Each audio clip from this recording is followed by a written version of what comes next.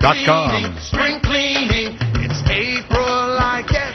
This morning we are kicking off a 3-day series, Spring Cleaning Today, and we are starting with the clutter inside your home. Julie Morgenstern's new book is When Organizing Isn't Enough, and if you just don't know where to start, she's got ideas on how to declutter your life and your living space. Julie, good morning to you. Good morning. A lot of us, me included, think of spring cleaning as a chore, but you really say that it should be looked at as an opportunity. What do you mean? Well, I think spring cleaning is an opportunity to really clear space and energy so that you can really invite new things into your life. And you don't refer to it so much as cleaning, you say it's called shedding. It's right. It's really shedding, right? So it's sort of letting go of the old to make room for the new, and SHED is an acronym for the steps so you're not intimidated.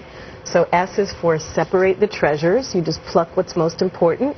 You heave the rest, and I mean get rid of it, which will create a really big opening. And then E is for embrace your identity from within. Who are you without your stuff? Because I think that's what's scary to people when they let go. Who am I? But you really are who you are. So there's a whole psychological component, and D is to drive yourself forward to the adventures that you're really looking forward to. Okay, we have 3 cleanup stations here, bookcase, the closet, and the office desk, or the home office desk. Right. Starting with the bookcase, this is not a place where I would think you need to do a lot of spring cleaning. These are your treasures, your books. Well, they are, except when it becomes very stagnant. And I think what happens if you look at this bookcase is books are stacked in front of books. You keep buying new books. You can't reach the old ones. So you really want to reinvigorate it. And just hold on to the very best reference books, the books that were most inspiring to you, and any new book you haven't read yet.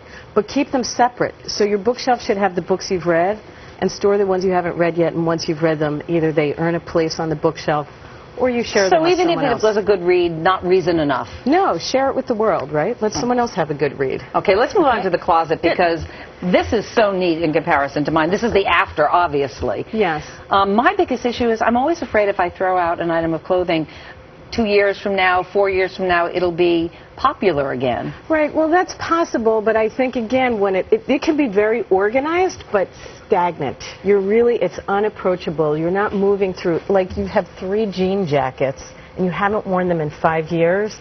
At best, you should save one. And a lot of times, there's a lot of old meaningful things that you're just holding on to, like your old college stuff.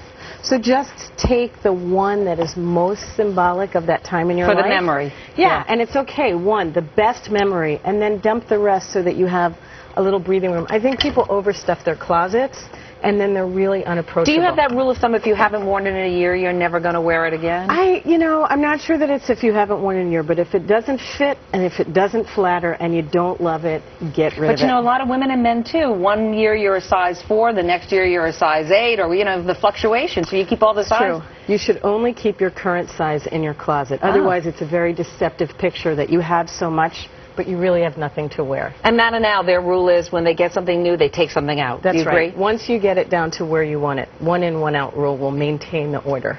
Finally, the desk, the home office desk. The clutter obviously is papers. Why do we tend to amass so much on the desk? I think there's a lot of time associated with paper, right? For every piece of paper, it's an unfulfilled obligation.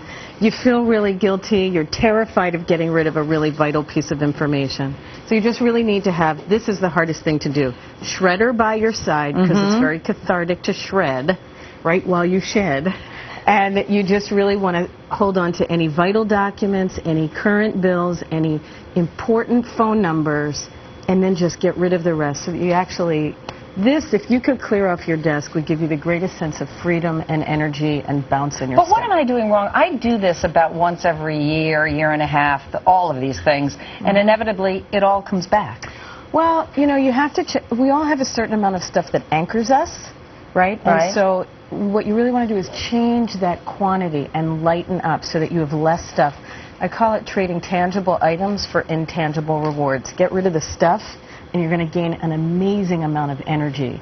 And you sort of engage in the world in a whole new way. And if you can't do it, maybe get a friend or an organizer to help you who's going to be a little bit more objective in the whole process. Absolutely. And I think on the website, on today's show, there's a quiz we put, Are You Ready to Shed? So people can go online and see I'll if have they're to ready take that. for I'm it. not sure I'm ready yet. All right, Julie Morgenstern, thank you so much. Thank you. And tomorrow we're going to tackle spring cleaning on the outside of your home.